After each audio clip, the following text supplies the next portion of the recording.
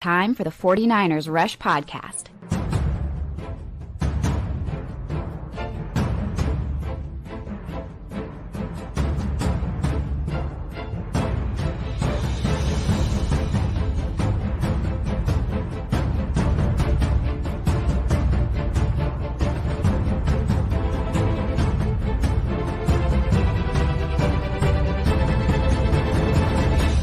And here's your host, John Chapman. What is going on, faithful? Coming to you guys. Now I'm back home. Did the live training camp report whenever I was at Levi's, which was really, really cool. It was an awesome day. It was a long day, but it was a good day. And I kind of wanted to step back and go through as much as I can, kind of holistically, of all the training camp practices kind of combined, right? So we were doing all the little breakdowns of, this is what we saw today. This player did this player did that. So now step back and look collectively at just training camp in general with all of the players, offense, defense, and let's go through kind of who's stock up, who's stock down.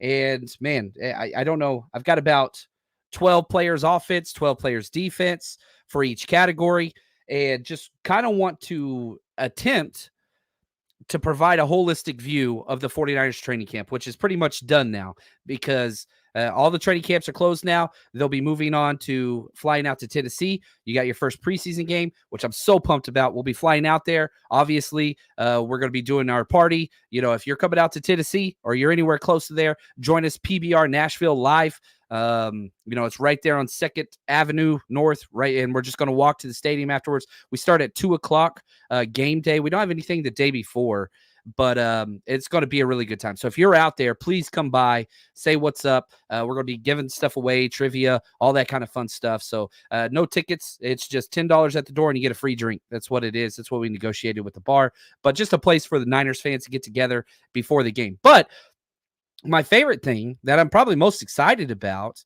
is we're getting tape. We're getting tape. Like I'm at training camp and I'm watching training camp and it's awesome. And I'm coming away. I think I've got 40 plus pages of notes, which is fun, but I don't have tape. Like obviously they're not going to share the all 22, but I got the all 22 coming to you guys as soon as the game is played. So once I fly back from Nashville, the game Saturday night, I fly back Sunday. I get the tape, I think on Monday. And then it's, over on the 49ersrush.com and our Patreon channel, we're going to be breaking down tape, baby. All 22, offense, defense, special teams, every snap. We ain't going to miss one of them. And it's going to be a blast. It's going to be fun. I want to say thank you to everybody. We got all the studs in here. The hashtag CC Vince. He says, love how much you're going live, John. Greatly appreciate it. Good. It's football season, man. Like, we're not in off season anymore. Yeah, it's preseason. I get that. What's up, Alejandro? But no, it's go time. People's jobs and careers are on the line. That's everything. It really, really is. So we want to do our job to make sure you're aware of who's up, who's down, who's doing well, who's closing these jobs, all those different things. And yeah, Yahtzee, this one was rough. I tweeted out at camp yesterday. It was the middle of the team. And you see 80, I got his number here. Anyway, you see T.O.'s son, Tariq Owens, jogging off to the training room. He wasn't limping or anything, but it was weird because team practice was still going on, offense versus defense, and he runs straight in there. And I was like, man, that's weird. Something probably happened. Then the very next day, I'm peeking to see if he comes out. You don't see him come out. And then the news comes across he was waived. If you're a back-end roster guy and you get injured, shout out to Miho. Best ability is availability. He got injured. It's done. And so he'll do an injury settlement with the 49ers. He'll get some cash in his pocket. Hopefully, he broke his hand. Hopefully his hand heals and he can jump on with another team. I don't know if that's going to be the opportunity for him, but I'm hoping that's the case. And if that doesn't happen, then you're hoping to bring him back on the 91 next year. That's best case for him. He definitely belonged. He proved he belonged. Couldn't separate, but his thing is contested deep ball catches, and he showed those in team. Now it was with the 2s and the 3s and on 1-on-1s, but did he prove that, he should have been on the 53-man roster? No, I don't think so. but I do think that he proved he is a roster body that is capable and worthy of being a 91. So hopefully he gets that chance back with us next year. So take that for what you will. Max, love this question. John, are we better or worse last year at this point in training camp? I got to put an asterisk on it. The last couple days of practice, no CMC, no Aiyuk, no Trent Williams. No Fred Warner today, no Elijah Mitchell. I mean, you go down the list. It's injury riddled this year and holdout. Yeah, two major holdouts. Brandon Aiyuk's been the best player at camp 2 of the last 3 years. So you take that away, you're going to get hurt. It's going to hurt. So I would say the product that we have seen on the field in training camp is worse. The 49ers could remedy this pretty damn quick. Get Trent in here, get Aiyuk in here, and I would say we are better. The secondary is 100 times better. I think the offensive line's better. I think secondary, offensive line, those are the areas we improve the most. The running back room would be, but everybody's hurt. Matt Breida was taking snaps with the one today, so I don't like that. So we'll see. Dan, appreciate you, brother. He says, where do you see the absence of Eric the most, Eric Armstead? Yeah, we'll have to see because, you got pads on there and you're doing running plays, but it's faux. It's fake, right? Fugazi, because you can't take people to the ground unless you're Fred Warner. It's just running through arm tackles and all that stuff. You're thudding. That's it. The preseason is going to determine a lot of that. But again, all our running backs are out. So you're not going to see Elijah Mitchell. You're not going to see who did do sprints today on the sideline. So that's huge. So again, the scale of Elijah Mitchell's injury, I was really concerned, much less concerned now. Like he was doing jogging and A skips, if you're track guy, B skips, all those things. So you can tell they're working the hamstring, but it's not a major issue. The phase that he's in, if there was game time, I think he possibly could be a game time decision type of thing because he's out there sprinting. So he's not far off. Shanahan said they were cautious. I'd never take Shanahan at his word when he's talking about injuries, but I did think that was a positive, seeing him today. Shout out to my man Matthew, who was keeping an eye on that for us. So let's start this. Otherwise, it's going to be a 2-hour show, and I haven't even started packing for my event. I still got to make trivia. I still got a lot of stuff to do. Love you guys, but let's do this. Let's get through this show, and let's talk. Let's go. Let's do defense first.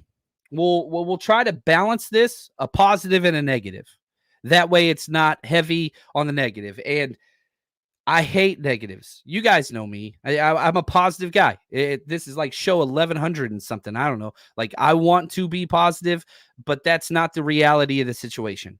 So, and everything that I say, I hope that I don't tear down a person. I don't want to do that, but I want to be honest. And these are things that I hopefully would say to their face as a coach, which I had to have a lot of these conversations in my time as a coach. You got to be honest with these kids and say, like, because they come ask, like, how do I get more playing time? Man, I'm sorry, you're just not near fast enough to compete with the guys that are ahead of you, or you've got to stay healthy. You got to quit making these mistakes. All this kind of you miss too much practice. You got to be honest. And I do think Shanahan's very honest with the players. We've got a lot of, Jimmy Ward telling him whatever Jimmy Ward complained about playing nickel. And he's like, well, do you want to be on the bench instead? Like, not rude, but you got to be what it is. You know what I mean? So let's start this. My player of the camp, my number one player, offense or defense, for all of training camp combined. Number 2, Diamador Lenore. I talked a little bit about this earlier.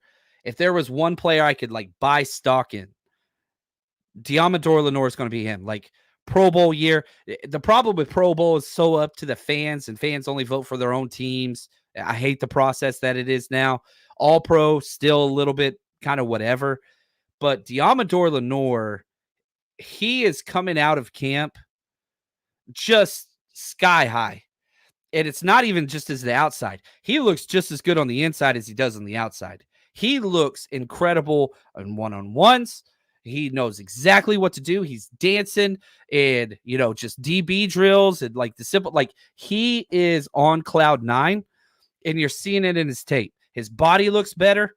Diamador Lenore, level 100. I'm telling you right now, if this kid stays healthy, Demo, player of the camp. Offense, defense. He's number one. He is incredible. And I wish that Brandon Aiyuk was out there because that is alpha on alpha. And I'm not saying he's better than Charvarius Ward or anything like that. I'm saying he had a better camp than Charvarius Ward. But Charvarius Ward don't get near as much of the work. Like Charvarius Ward's the ones, but they'll go through one series of team, and then he's on the side, and then they're rotating in another corner. Demo's out there, base, nickel. He's out there a lot more. He's getting a lot more snaps. And so that's huge. So Diamador Lenore is my one. Now, let's go negative defense. Darrell Luter Jr. And it's not based on his play. He's not out there. Today he was back in pads, but he didn't do team. He went through individual drills. Then he went running off on the side with Spencer Burford. Like, this is the second training camp for Darrell Luter Jr., and it's the second training camp he's had multiple injuries. Now, it might be the same injury. It was a hamstring, whatever else. But he has missed 2 waves of practice this offseason, and he missed all of OTAs and minicamp again. So it's just like, the stage was set for him to be the cornerback 3. Now, it was supposed to be Charvarius Ward. This is what it's supposed to be. Charvarius Ward, Diamador Lenore, and then Darrell Luter Jr. was supposed to be the number 3 corner. Kept getting injured. What do they do? Free agency. They go get Isaac Yadam. All right, now you're cornerback 4, Darrell Luter Jr. His play's good. His tape is good. It's just he can't get snaps to stay healthy. He's bigger than everybody else we have at the cornerback position. You see him whenever lined up at the corners, like, dude's a man. He's a man. But now Ambry Thomas is ahead of him because Ambry Thomas is at every damn practice. And I know you guys feel the same way that I feel about Ambry Thomas, but like, that dude shows out in training camp 2 years in a row. He ain't going to show out in the playoffs. That's for damn sure. But now Ambry Thomas has leaped him. Rocky Sin has leaped him. And then there was like, well, what if there's an injury at nickel or whatever else? Now Renardo Green's getting snaps outside ahead of him. So, like, where does Darrell Luter fit? He's going to make this roster because the ceiling's there. But it's just like, man, I think Darrell Luter Jr. has missed a huge thing. And Samuel Womack, I see this, Josh. Womack is special teams only. Man, he's been getting a lot of reps and making a lot of plays, inside and outside. I think this is Womack's, and I didn't even put him on here, and I apologize. I think this is Womack's probably best camp I've seen.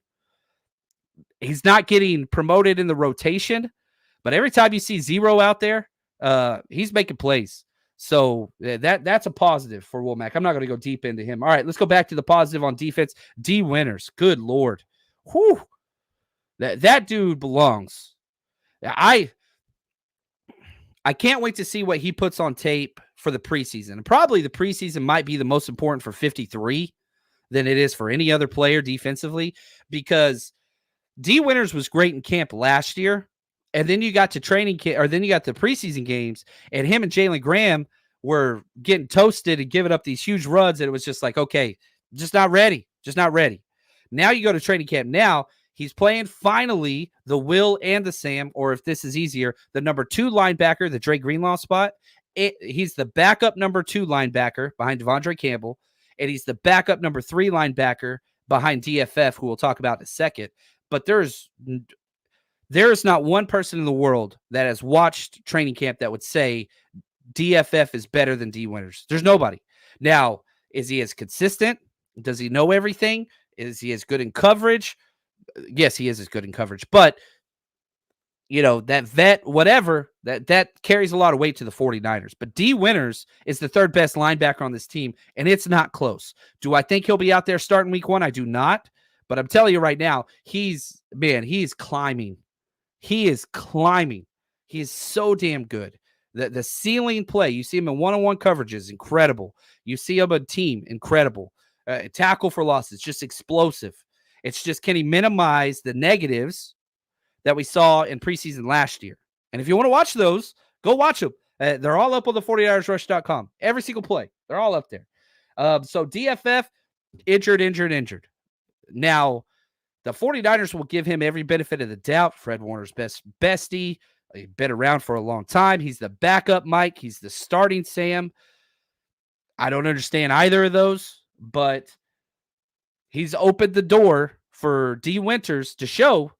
And whenever DFS out there on team, there's plays to be made. I mean, it's almost like Patrick Mahomes. Every time Patrick Mahomes is out there against our number 3 linebacker, he's targeting the number 3, whether that was Quan Alexander 2019, DFF in the regular season game, or Oren Burks in this recent Super Bowl. Like, that's just what happens. And it's like that in team. When you see 45 out there, and I like him, a great special teamer, does not deserve to start as a linebacker. That's it. He has a bullseye on his back, and everybody goes after him every single time. Now, positive. Shoot. G.O., baby. George Odom, 2 interceptions today. I was skeptical because he was so bad in the few chances he's had to step in at safety. Dude's balling out. 2 interceptions today was awesome. Good interceptions. He's all over the place. There was one play where they threw, it was just kind of a flat check down. I think it was to Cody Schrader, but whatever. Like, quarterback went through the reads, check down in the flats. And Odom, it was kind of cool where we were at because my vantage point was kind of through Odom to the quarterback a little bit. And so Odom read the quarterback's eyes looking away and realized that the next check down was to Cody Schrader in the flats. And so he hightailed it. Quarterback's not even looking at that half of the field yet, but he knew if that's not open over there, he's going here. So he takes off, a good half a count before the quarterback's eyes pivot to his side, checks it down. Cody Schrader, I think it was Cody Schrader. It doesn't matter anyway. As soon as that ball was on the running back in the flats, boom, would have been a no gain, freaking level hit. It would have been awesome. And so you're just seeing the wheels are turning, and he's grasped it. Now, hopefully, he doesn't start any games for us. But I'm telling you right now, like, for the people that have been saying we need to sign another safety, I'm telling you right now, they're not going to sign another safety. They're not going to. They are happy with Gio. They're very happy with Gio. So yeah, really, really like him. Ambry Thomas. It's weird because I didn't want to put Ambry Thomas on the stock down because he seems to be promoted through attrition. All these other people getting hurt, so like he's rising a little bit. Every time he's out there, it's like DFF though. Like, you show the 3 or 4 best plays for every wide receiver in camp, it's all against number 20. Now, having said that, he made some plays today. He made 2 pass breakups today. They were against Ronnie Bell and Danny Gray. You see what I'm saying? I don't know if this is coming across the way I want it to come across. Ambry Thomas does not like contact. He is scared of it. You go back and you watch the playoffs, literally the Packers and the Lions game. The reason why that score was the way it was in the first half, Ambry Thomas was so bad that they benched him for the Super Bowl and moved Logan Ryan to a brand new position, and it made the 49ers defense better. Now, Ambry Thomas in training camp plays lights out. It plays better. He's always getting burnt, but he's actually physical, which is so funny. Like, bring the physicality, dang it. Anyway, so that's Ambry Thomas. Positive, Isaac Yiadom, but he's missed the last 2 days. Nobody's asking questions about it. I don't know why, but it's what it is. He's a starter on the defense. Could somebody find that out? Maybe we just need 15 more questions just on Aiyuk that are going to get answered the same way. I don't know, but it's just like, come on, man. Like, can we get something? Can somebody tell us something? Because he's been great. He's been the first one out at practice every single day. He's suited up, and he plays well. Now, he's nowhere near Demo or Charvarius Ward. Like, that's all I'm saying at all. But I am saying he's probably the best number 3 corner we've had, maybe since Shanahan showed up with what he showed in camp. Again, he's not a top 20 corner. He's not a top 30 corner. But, man, he fights, he works, and he just makes it really, really hard on the opposing team consistently. Is he getting a lot of interceptions? No. Is he getting a lot of pace? I'm just telling you, it's just calm, cool, reliable, tough. And that's what we need in that number 3 spot. I really, really, really like what Yiadom's put down. He's been great. And, like, if you just told me, here's how I'd put it. If you said, look, John Chapman, you're going to get what Isaac Yiadom showed in training camp throughout the whole season. Take it or leave it. It won't get better, won't get worse. I'm freaking sign me up right now. Like, you're giving me that at the number 3 corner? And plus we got Charvarius Ward and, Diamador Lenore going inside. I got no issues with that because this dude, I'm telling you, it's just a consistency on the back end that we haven't had. And so I'm a big Yadam guy. I really, really am. Now, negative Kalia Davis. And I'm going to put this too. Evan Anderson. I'll put them both there. The 49ers are banking really big on one of these two guys stepping up. Now, you've got your 3 defensive tackles. Malik Collins, Javon Hargrave, and you really got 4. Jordan Elliott and Kevin Givens. Like, you've got those guys. But you don't have that big Eric Armstead, Javon Kinlaw plugger, right? The big body dude that you can put out there against duo, double team, run heavy teams. We don't have that. We got a lot of small slashers. So Malik Collins is the closest to that, but he's not a positive run game player, really.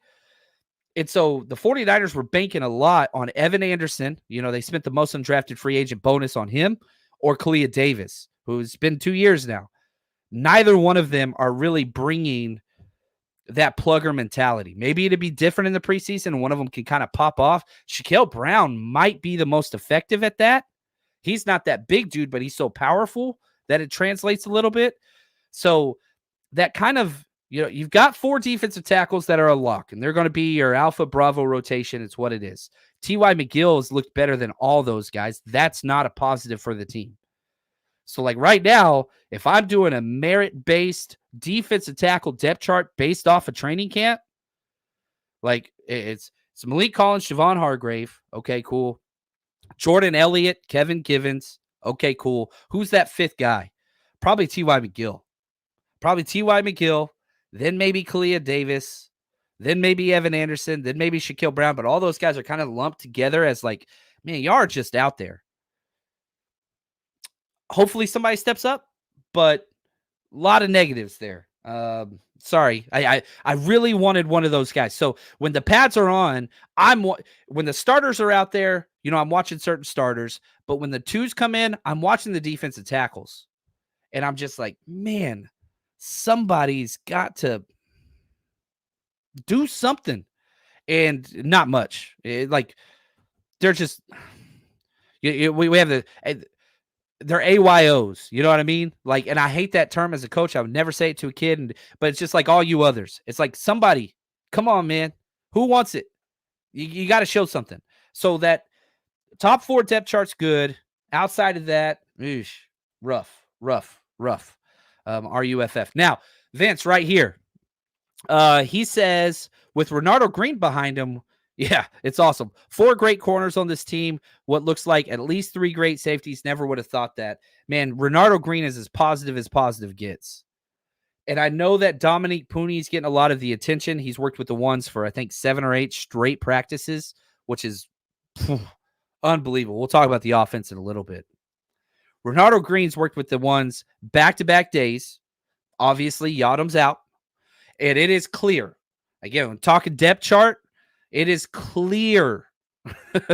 You got your Charvarius Ward, Diamador Lenore, Isaac Yadam. Number 4, it's Renardo Green.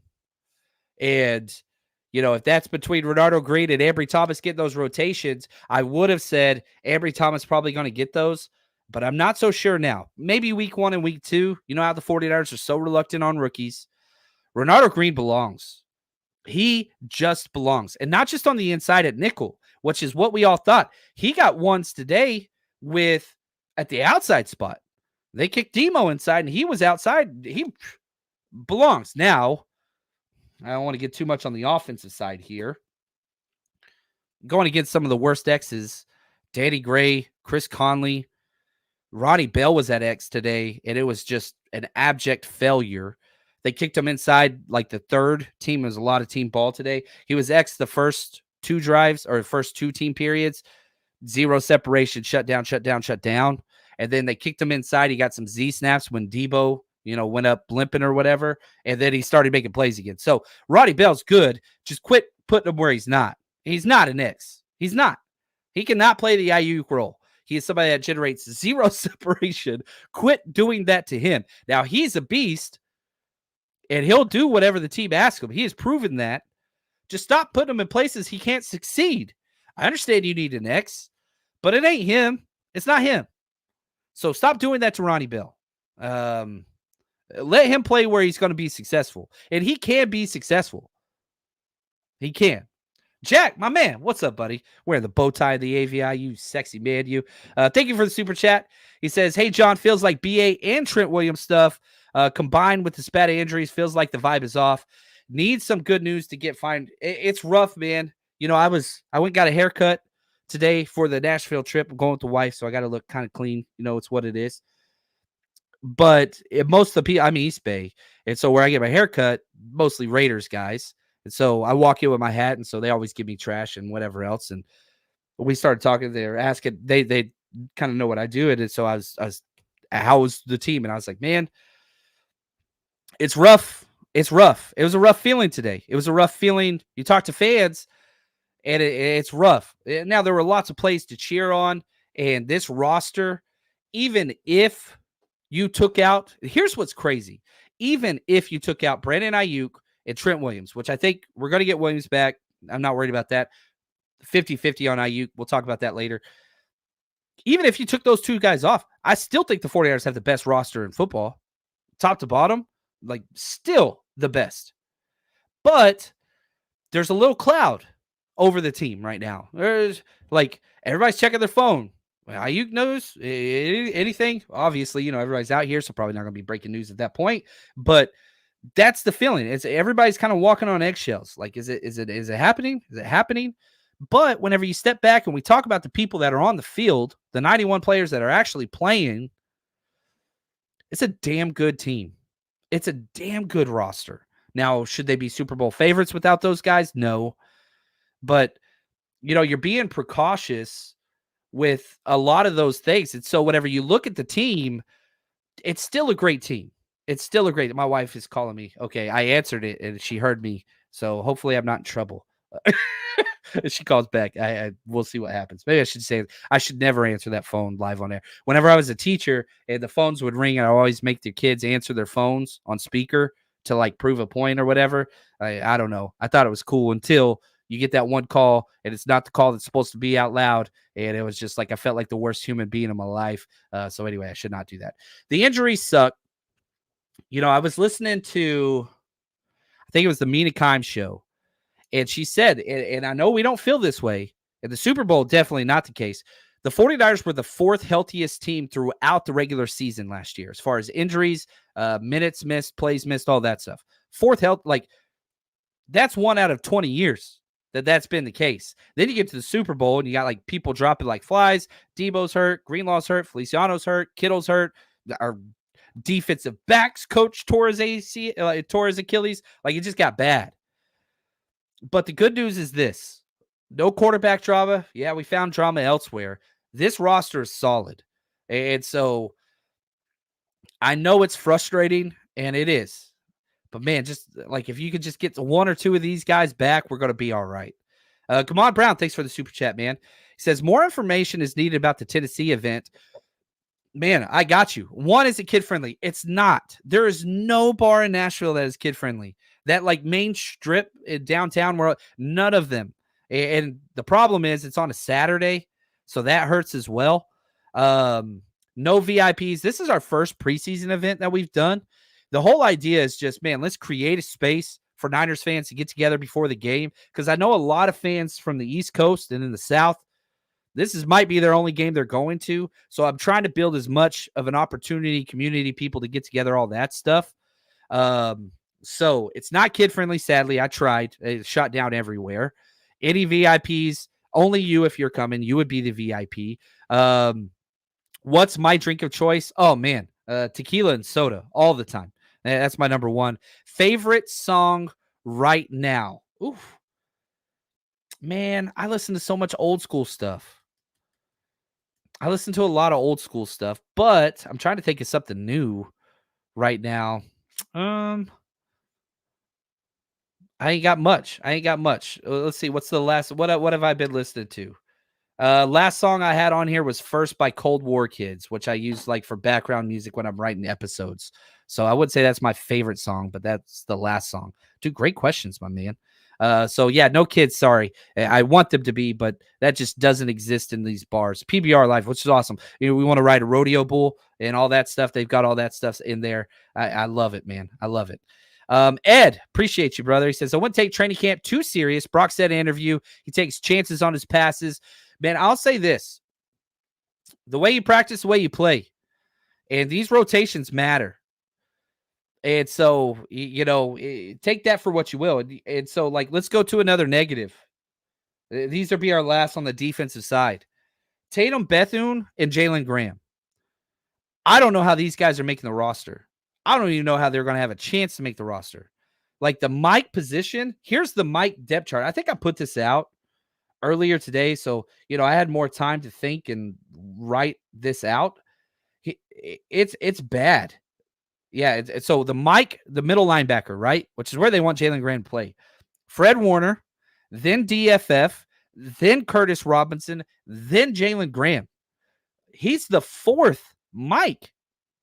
And he's the third or fourth Sam backer. They did kickoff coverage today, which was good. I was actually impressed. First time I've been impressed with any of the kickoff or kickoff return work drills that they've been doing. Players were actually getting reps today for the first time ever instead of just listening to a coach talk on the field. Anyway, that's my own demon that I got to tackle. But man, Jalen Graham wasn't even on the first team kickoff return group or the first team kickoff coverage group. He wasn't on either one of them. And I'm just like, how is this the only way he can make this team is if this dude's dominating special teams and he's not even out there with the ones. Now, I know the rotations change and all those things, but man, you looked at the ones on both those groups and it was like, yeah, he's making the roster. He's making the roster. He's making it. Ooh. And so I'm really concerned about those two dudes. Tatum Bethune's just way behind. They've got him only working at will, which is smart. The number 2 linebacker spot. Buried on the depth chart, and his coverage out there on one-on-ones, like he's falling down in coverage a lot, got crossed over a couple times. Like he just needs more time. So I think both those are guys that are practice squad eligible, way closer than they're going to be making the roster eligible. And I don't think it's Jalen Graham's fault. Like Tatum Bethune, the play is not there yet. Could turn on in the preseason. Jalen Graham, the play looks there. Like when you see a play, he looks the part. Not seeing a lot of mistakes. He's just not getting bumped up the rotation. And so, like, that's a concern for me. I'm really, I'm stressed about Jalen Graham. So take that for what you will. Now, here we go. If you are going to Nashville, awesome, or any other games, you know what to do. All right, 49ersRushRoadTrip.com is live. Tickets are available for all of our road trips this year. Just go to 49ersRushRoadTrip.com. Click here for tickets. Brings you to our landing page here, and you can see all the events that we're doing. And so once you pick an event, you just click on 49ers Bucks, scroll down. You can see our pre-party. You can see our tailgate. You pick what you want to do there. And right now the prices are as low as they're ever going to be. They only go up. So we got early bird pricing until we sell a certain number of tickets. You can check out there. You get a QR code ticketing site, which we built ourselves, which I'm so excited about. 49ersRushRoadTrip.com. Go party with the faithful. All right, let's talk some offense, and let's kind of do the same thing. Who's up? Who's down? What's up, Jax? Oh, that's what's up. She's coming out for Tennessee, which is going to be awesome. Oh, goodness. Dan Case. Can't wait to hear the stock up, stock down. I've got Latu on my stock down. I'm not laughing because I'm happy that he's there. It's just bad. Like Jake Tonjes, like, okay, that dude's had a great practice today. Best practice he's had of his career, which was really, really cool. And whenever I was walking in practice, I saw somebody with a Jake Tonjes jersey, and I was like, oh, man, it's got to be family, right? So, like, he balled out. Cameron Latu just I'll say this, okay? If you look at what 81 did, Cameron Latu last year, the most drops by a mile, false starts, fumbles, offsides, you name it. It just didn't belong. This year, he understands the plays. He understands the assignments, the rotations. Sorry, my voice is jacked up. But, like, he knows what to do. He's just not a playmaker. The one thing that, Shanahan and John Lynch talked about with Cameron Latu was that he can find space on his routes, first zone. That's true. And he's not always, getting the first look or the first read, whatever else, but he's running with the threes. He's not running with the twos. He's sometimes not even running with the threes. Like his team snap share is low. It's so low. So if I had to make my tight end depth chart, I think Cameron Latu would probably be 5 or 6. I think he's more in competition with Mason Pline than he is Jake Tonjes. Like, I don't know. I hate it. Dan, he says, I feel like Latu matched your draft report, and Lynch should have read it. They sure as hell don't read my draft report. That's for sure.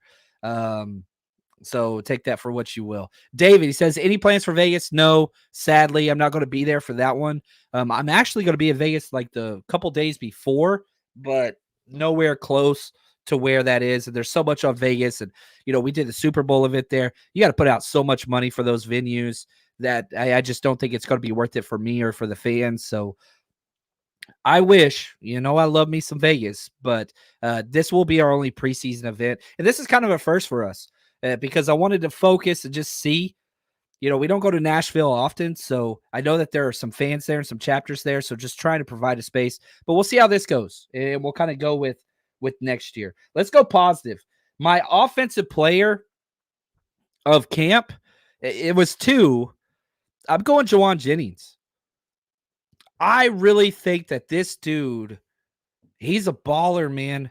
And he totally roasted, like, the contract situation, held out OTAs, minicamp, all that stuff, all that, gets his deal done. He's been a pleasure just to see out there. His helmet's off. He's got like McDonald's yellow hair with a red Ronald McDonald headband. Like, you see him. It looked like a highlighter busted on his head. He is showing out, and he's going back and forth. So, like, today, Chris Conley was the starting one with the X, right? So Juwan Jennings played the slot role. But a lot of days, seems like every other day, Juwan Jennings is filling in on that Aiyuk role at the X position. He's the slowest wide receiver we got.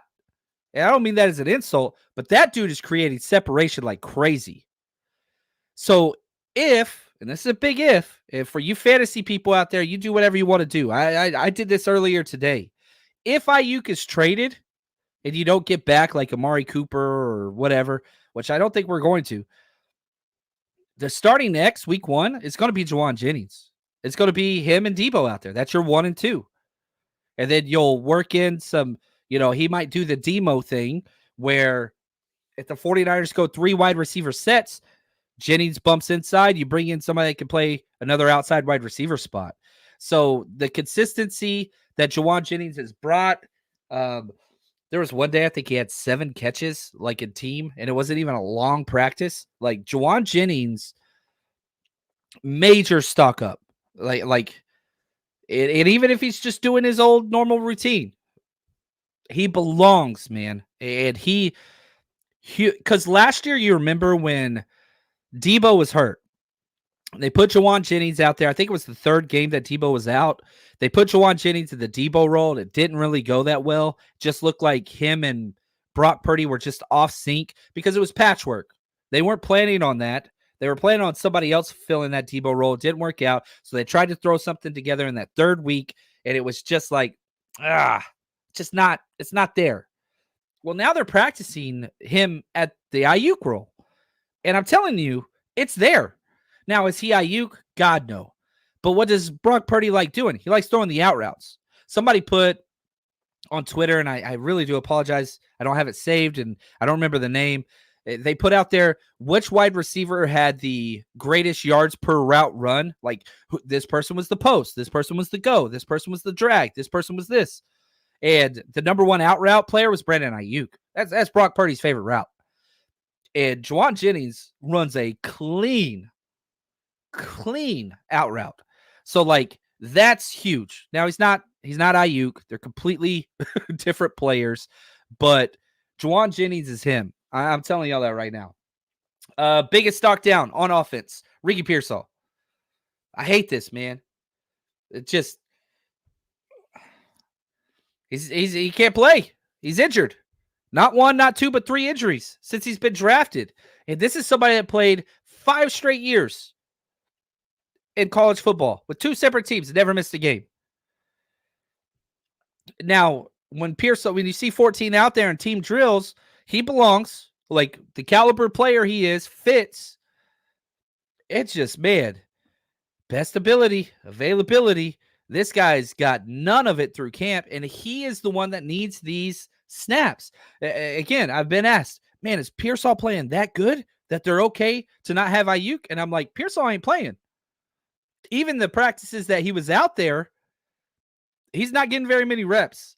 Ronnie Bell probably has outsnapped him in team 8-1. You see 10 all over the place. He is fighting hit tooth and nail to get snaps. Pearsall, he's not even back behind the offense. He's on the sidelines. And I like the kid, but like I go to practice, I'm like, I'm gonna find 14. I want to see how he's doing. I want to see how he does against press, how he does against this. And man, I was losing my mind. You can ask Raj of RSF Niners on Instagram and stuff. We were sitting next to each other, and we didn't know Pearsall was hurt. He had this one huge catch. It was, deep post, deep crosser, probably would have been a 40-yard touchdown. We never saw him again. And I'm like, where the hell's 14? Where's 14? Where is 14? Where is he? Couldn't find him. Rolled up his jersey. It just was on the sidelines. Now he re-aggravated his shoulder. And it's just like, man, like, not that it's his fault. And then he's not a bust. It's just like, we need you right now, Ricky. Like, you know what I mean? Like, this is when we need you now. You can get all these reps now. So we got Danny Gray out there getting reps in a blue non-contact jersey. Can Ricky Pearsall put on a blue non-contact jersey? He had to for OTAs and minicamp. Let's do that again. Like, it's that bad that he can't play through this. It sucks. And so I was like, man, hopefully he comes back. He's wearing a blue non-contact jersey today. Nope. Just nope. And so when's he going to get reps to get any familiarity with our system and Brock Purdy? Because they've been off. That's not the most of his big plays have come from BA, Brandon Allen, the other BA. It's an issue. He's not a bust. That's not what I'm saying at all. I hope nobody's saying. I'm telling you, the biggest stock down on offense, all positions, for me, my opinion, is Ricky Pearsall. And I don't like it. I don't want it to be that way. It's just, and I don't think that he's soft. The freaking look at the draft report. 5 straight years not missing a game in that. He played in the SEC. He's tough as hell. He's brave as hell. Maybe he's just unlucky. But you drafted this guy way above where everybody else had him. Way above. Because of the durability and how he was so versatile and you could play him everywhere. We just haven't seen it yet. Now, I hope he becomes an all-pro receiver and one of the 49ers legends. It's just, man, he missed such a chance to get these reps. And again, even if he was healthy, I think he's closer for that wide receiver 5 spot than he is the wide receiver 3 spot. I don't know. Deb, how is he all of a sudden unlucky? I don't know. It's just there was such an opportunity here. And so that's what has been missed. Aiyuk's not there. And we don't know if he's coming back. But the fact that he had this opportunity, and it's just a miss. And it's not his fault, but it's the reality. And it pisses me off. Man. Al says, I've seen reports Ricky is extremely thin. Well, a lot of that's because he's lining up next to Juwan Jennings and Debo Samuel, which, Juwan Jennings is about a cheeseburger away from putting his hand to the ground as a tight end. Please don't beat me up, Juwan Jennings. I love you. But, like, he's big. He's a big dude, but not compared to Debo and Juwan Jennings. And a lot of that, too, wide receivers coming through the draft, they usually drop a little weight doing the combine and trying to get the 40-yard dash up and all that stuff. So, but he's big. He looks the size. Now, you put him next to Jacob Cowing and Trent Taylor, and it's like, oh, man, crawling down a beanstalk type of, we got some tiny wide receivers. He's not one of them. And, yeah, you got to give him time, Chris.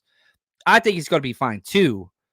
It's just the missed opportunity is what pisses me off the most. You know what I mean? Like, and that's not on him. It's not on him.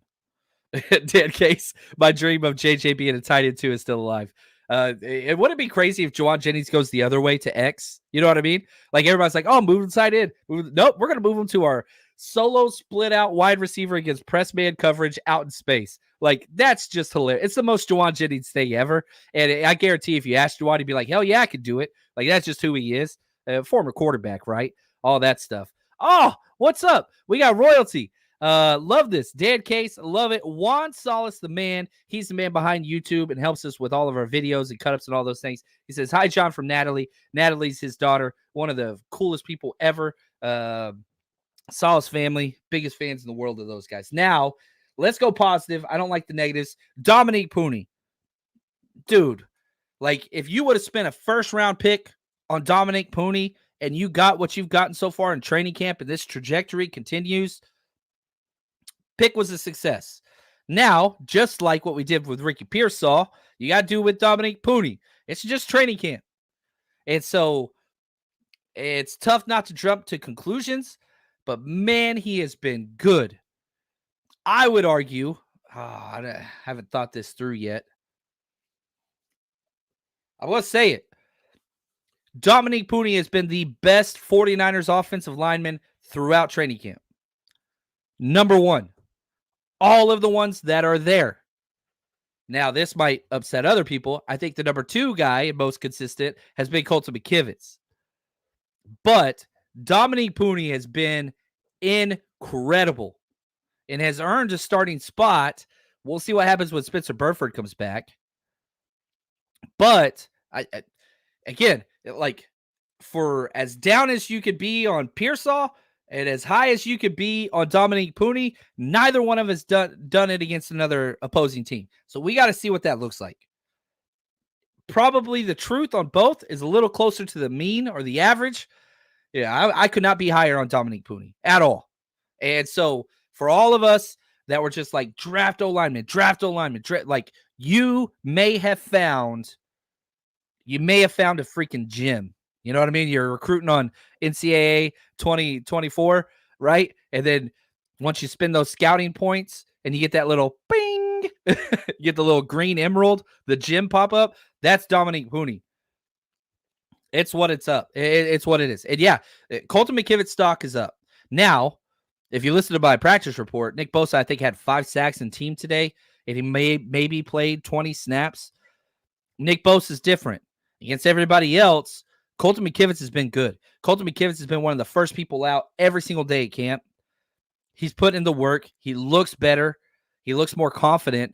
Nick Bosa's Nick Bosa. And, man, part of me wanted to put stock up on Nick Bosa compared to last year, but I just kept that off. Nick Bosa looks like Defensive Player of the Year Nick Bosa, as opposed to never showed up at camp last year. Anyway, take that for what you want. Right here, Al says, John, have you seen Kingston at all? He's from my area. It's funny. Right before I went live, they put out the 49ers depth chart, the unofficial depth chart from their communication staff. And I laughed because I was like, all right, these are not put out by the coaches. This is what they see. They had Kingston listed as a left tackle.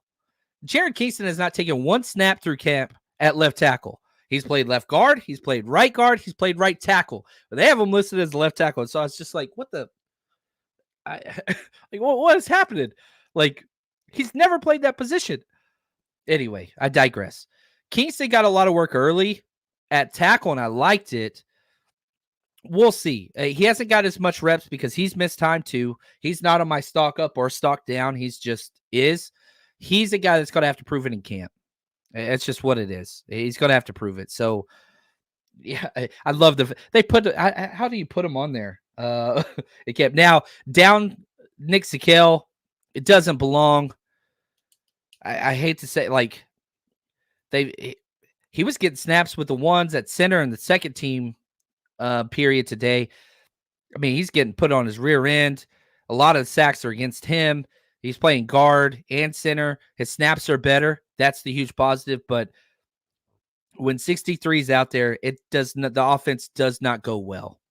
And so I struggle with, if it's between him and Ben Barch as that kind of last round versatile player, it's going to be Ben Barch, I think. But they're trying to see Nick Sikel step up. They're trying to step up, prove it, because they love the person he is. They love the intelligence. They love all those things. It's just put it together. And so unless 63 Nick Sikel has a great preseason, I just don't think he's making this roster. And I don't think they're going to get him back either. I think we'd lose him. I think somebody will give him a chance, but that's what it is. Stock up. Oh, man, Jordan Mason, Cody Schrader. I got to put them both together. I mean, unbelievable what they have put on tape consistently. It's been awesome. Now, here's what's crazy. And I tweeted this out this morning at camp because I was like, man, what was our starting rotation at the running back position when camp started? Christian McCaffrey 1, Elijah Mitchell 2, Jordan Mason 3, Isaac Guerrero 4, Patrick Taylor Jr. 5, Cody Schrader 6. That's what we were at. Now, man, this is rough. It's like a Game of Thrones episode because it doesn't matter if they're an important character. They can be killed off at any moment. Now, here's the new rotation. Jordan Mason, 1. Cody Schrader, 2. This dude went from 6 to 2. And he's looked the part. A lot of it's because everybody got killed off Red Wedding style ahead of him. Mason 1, Schrader 2, Patrick Taylor Jr. 3. I think Cody Schrader has clearly passed him. Taylor's missed a couple days as well. Matt Breida 4, Keyshawn Vaughn 5. Yikes. Now, Breida looks the part. I do like him. But this is not what you want from a running back perspective. However, Cody Schrader looked great before everybody got hurt. Jordan Mason looked great before everybody got hurt. You remember the question asked to Shanahan, like, is Jordan Mason closer to 2 or like whatever? That was before CMC or Elijah Mitchell got hurt. But death, taxes, and injuries to Jordan Mason, to Elijah Mitchell, it's what it is. Like, take that for what you will. But you have to tip your hat to Cody Schrader and Jordan Mason. You have to. Like, Cody Schrader, they bumped him back to the returners today for kickoff return. He ain't been down there. So how do you make the team? Special teams. And so now they're sitting there like, well, shoot, this dude might be around. He might be all we got. So let's start getting him some reps back there because that might be a real thing. Yeah. Oof. I hate it. I hate the injuries. And, I'm not worried about Christian McCaffrey and his calf, even though it did act up some last year as well. But he never really missed a game because of it. But take that for what you will. Negative, stock down. I'm going Josh Dobbs. If the season started today, your quarterback rotation is Brock Purdy, clear, obviously, then Brandon Allen, then Josh Dobbs. And that was the rotation today in team drill. In fact, practice ended, the scripted perioded practice ended. So we went 13 periods, was done. Buzzer went off and practice was supposed to be done, but Dobbs didn't get any of the move the ball period. So Shanahan yelled at everybody, one more. The 3s-on-3s out there. And Dobbs went off. Like, he has not had a good camp. He had a fade route. Let me look through my notes. He went on fire at the end. He had a fade route. Dang it, I don't remember who the wide receiver was. I think it was Trent Taylor down the right side. And then he hit it. It wasn't for a touchdown, but it was an awesome contested catch on the side. Oh, it's Tay Martin. Oh, my bad, Tay Martin.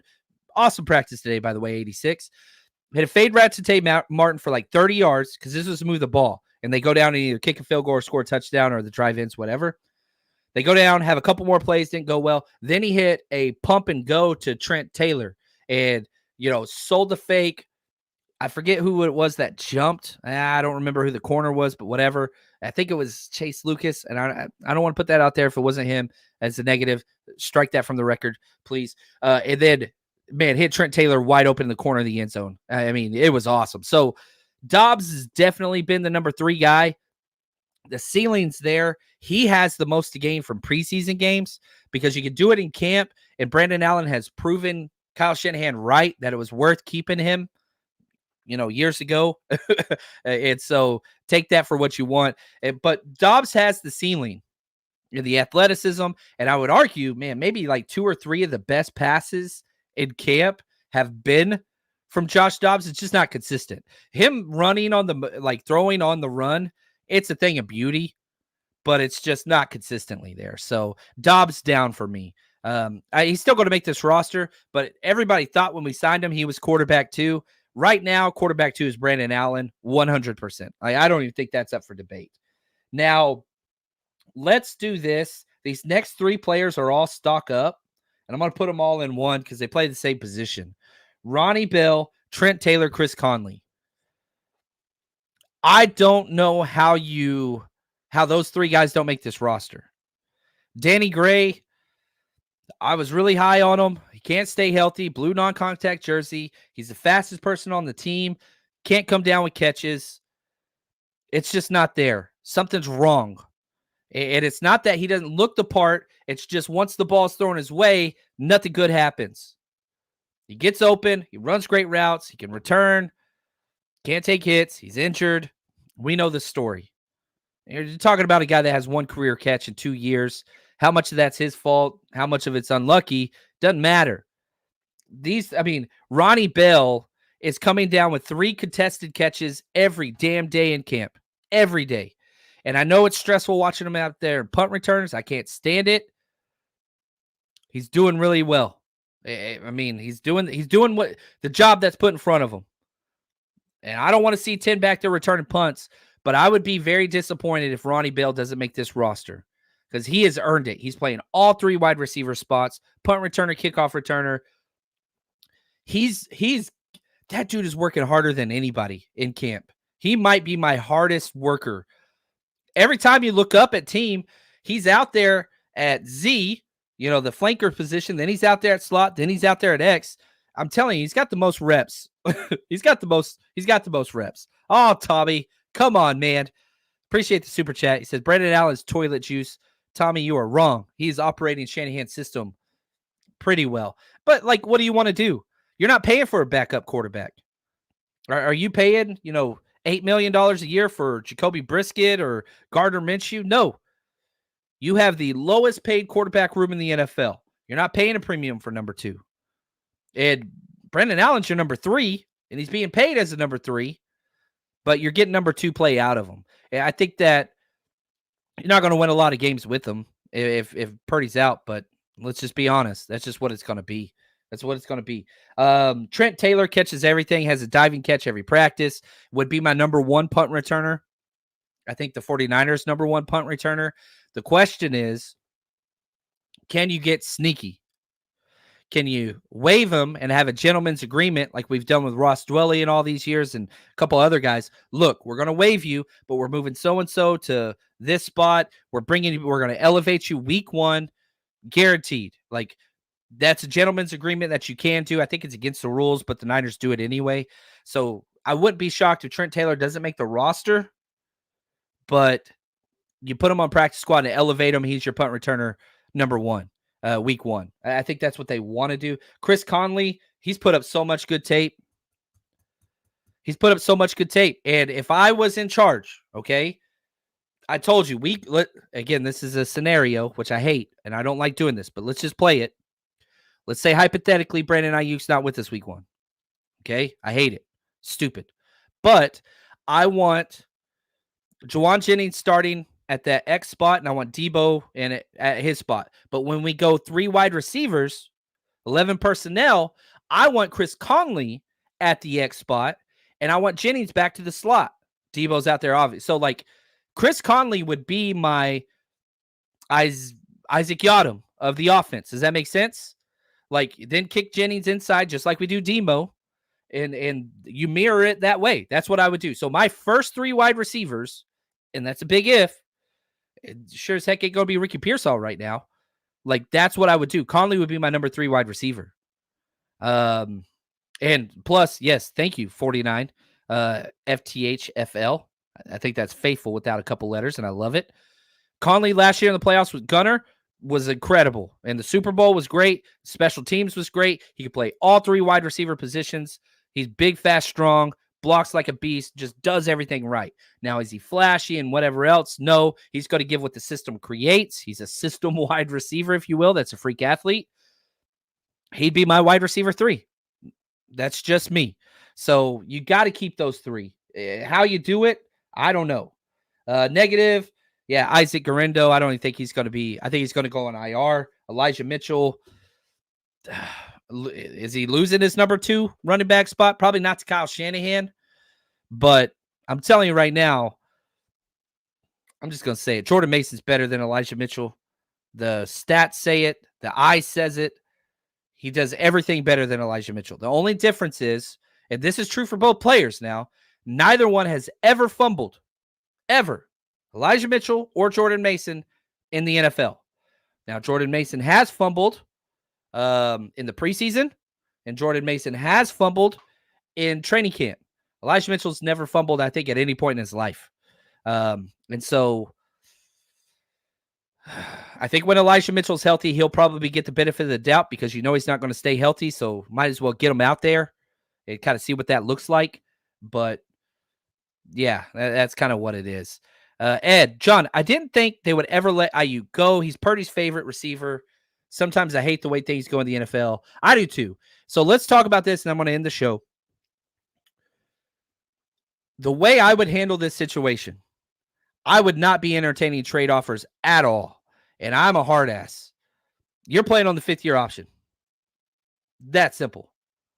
And look, we're going to tag you now. I'm telling you right now, Brandon Aiyuk, I'm going to sit down with you and your agent, or probably just the agent. I'm going to say, look, man, we're just going to keep you on the 5th-year option, and we're going to tag you next year. That's just what happened. So you could do that, or you could sign this $27.5 million deal. And if you don't want to sign the deal, that's okay. I'm just telling you, this is what you're doing. And for the people who are like, oh, well, toxic, and he doesn't want to be there and whatever else, don't give a damn. I'm sorry. Sorry that you have to make $14.1 million this year, fully guaranteed. And I'm sorry next year you have to make $27 million on the franchise tag, fully guaranteed. And then I'm sorry that you're going to have to sign after that, and we'll get a 3rd-round comp pick. I would prefer that. The Super Bowl window is too important. And people are like, oh, but relationships, you can't. Too bad, so sad. I've worked with so many people I've hated in my life as a teacher and a coach because I'm an adult. And you got to be an adult sometimes. You want to play these games and you want to make stupid-ass videos saying they don't want me and all that? Cool. That's cool. Congratulations. You're playing on the 5th-year option.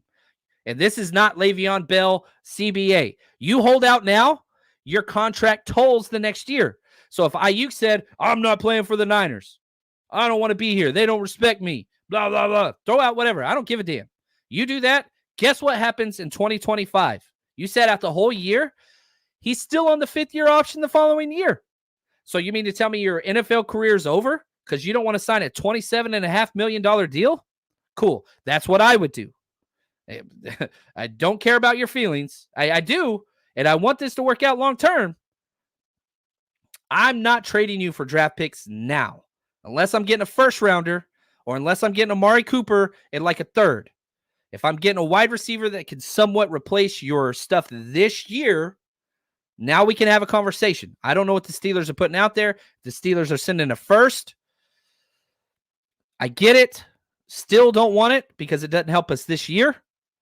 And, you know, if that's the case, if I'm getting the Steelers 1st-round pick, what I'm doing right now is I'm calling teams, hey, can I have this wide receiver for a second? Hey, can I have this wide receiver for a second? Hey, can I have this wide receiver for a 2nd or a 3rd? Like, I'm getting somebody that can replace Brandon Aiyuk this year. So maybe that's the hang up. I don't know what it is, but I'm telling you right now, 5th-year option, I'm tagging you, and you can sign after that. I might tag you 2 years, by the way. You don't want to sign the deal? Totally cool. I'm not entertaining. Whatever. And right here, can we force Brandon? Yes. Yes. Brandon Aiyuk has no choice. Too bad, so sad. Oh, but the vibes. Oh, but like you don't want that in your locker room. Bull, pardon my language, shit. Don't care. Grown-ass adult making $14 million, fully guaranteed. Put on your pads. Get your ass out there. No, sit at home. You don't get paid. Your career's over. Like, the CBA leaves no gray area here. None. And people are like, well, you want to do right by Aiyuk. He's done everything right. You're paying him $27 million. I'm sorry. Like, I love Brandon Aiyuk. He's my son's favorite player. I'm not giving him away for draft picks. I'm sorry. I don't know if people will agree with me here. I would be a hard ass. I'm a nice guy. Sorry, buddy. You're playing. Why can't I don't understand why that's not an option. I don't understand. And so yeah, right here, Tony says, 20 NFL wide receivers make over 20 million. Coming from Facebook. What's up, Tony? Appreciate that. That's awesome. Do you want to be one of those 20? Because we'll put it out there. You don't want the deal. That's fine. You chose not to go to New England that was offering you 30 million plus. You got it. I'm sorry. And I don't feel bad for him. I want every player to make all the money that they can in the world. And once you are out of the rookie term, right? Does anybody feel bad for Kirk Cousins, who got franchised 3 times? Does anybody feel bad for Dak Prescott, who got franchised 2 times? Does anybody feel bad for T. Higgins, who's playing under the franchise tag right now? This is the way it is. I don't like the CBA. And I love the collective bargaining and all the player union reps. And I'm really big into that. Like in another career, I could have totally went into, contract negotiations and all that stuff. But the CBA is the CBA. The players voted on that crap. I don't like a lot of aspects of it. I'm just saying, man. Take that for what you will. I want Aiyuk to get paid. I do. But at some point, this is what you got. I hope he stays. Let me refresh to see if he got traded. He has not been traded. As of 6:07 p.m., there's no traded place. And I will add this. The longer no news happens, the better chances he stays with the 49ers. I believe that. The longer with no news, the better for Brandon Aiyuk staying here. That's just me. You guys are awesome. This has been a lot of fun. 2 shows. I got to go pack. I got to get ready for an event. We're flying out early. You guys are incredible. And if you're coming out to Nashville, join us. PBR Live Nashville on Saturday, 2 p.m. Tennessee time, whatever the hell that is. That's how smart I am. Tennessee time. That's what I'm saying. I'm pretty sure they're Eastern. I'm pretty sure they are. But anyway, you guys are the best. Hopefully you enjoyed the show. And until next time, stay strong, faithful.